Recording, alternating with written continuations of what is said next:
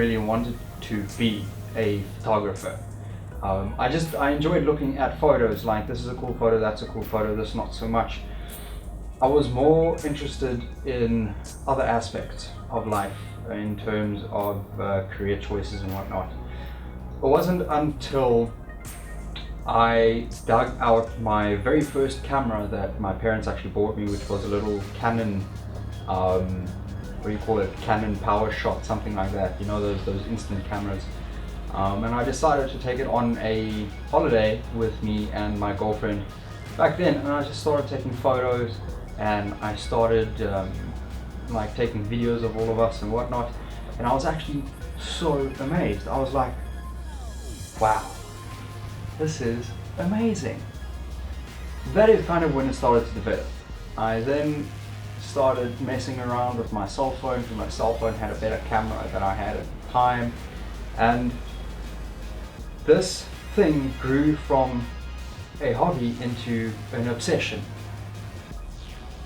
And the only way that I can fill it and get my fix is to be out there with my camera, be in the moment, taking the pictures, traveling, seeing these wonderful landscapes that just come out and stand in front of you, and I have to take a picture of it.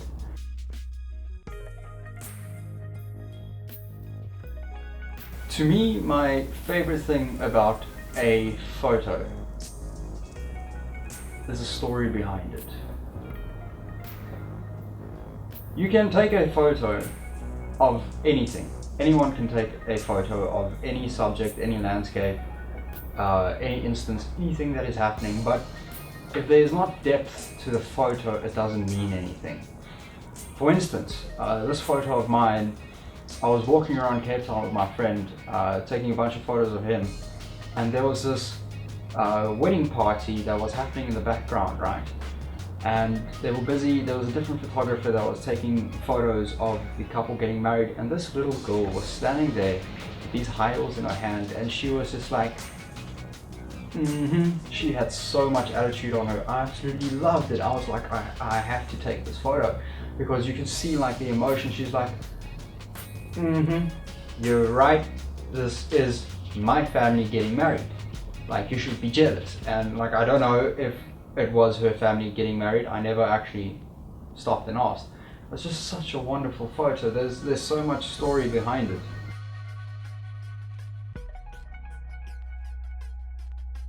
I wouldn't necessarily say that I've got a favorite photographer or any idols in photography, but there is a name that stands out to me, which is David Gero. And this guy is insane. I mean, the way he captures, he only does black and white, right? Like, he does colors here and there, but black and white is mainly what he does. Fine art, black and white photos, and of wildlife. He's got this way of capturing a scene, capturing animals, that no one else can that I've seen so far, including myself. He gets so up and close and intimate with the animals in his photos, and I mean, he said a quote in one of his videos from a very famous photographer, Ansel Adams, where the lens looks both ways, and in David Gero's photos you can actually see what he means. It is absolutely amazing. I love it. I absolutely love it.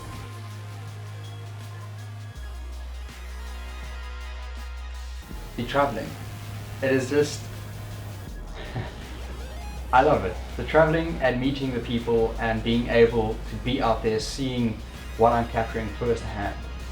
I'm not a big fan of studio photography unless it's a very personal project, but getting out there, like street photography, is amazing. I love it. It is absolutely awesome to sit there, watch people try and capture that amazing like scene that you've had in your mind, or trekking like for 3 days through mountains and forests to get to the top of a hill and to take a landscape, or sitting on a beach for 2-3 hours waiting for that perfect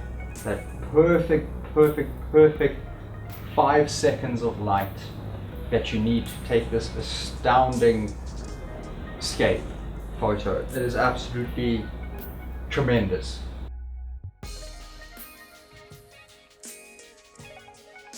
I would say my career goals so far is to get published as a photographer and to actually have my own exhibition. I would like my photos to be exhibited in galleries all across the globe. And yes, like I said, get published. And I know this might actually sound way out there, but I would love to get my photos published by like National Geographic or Time magazine.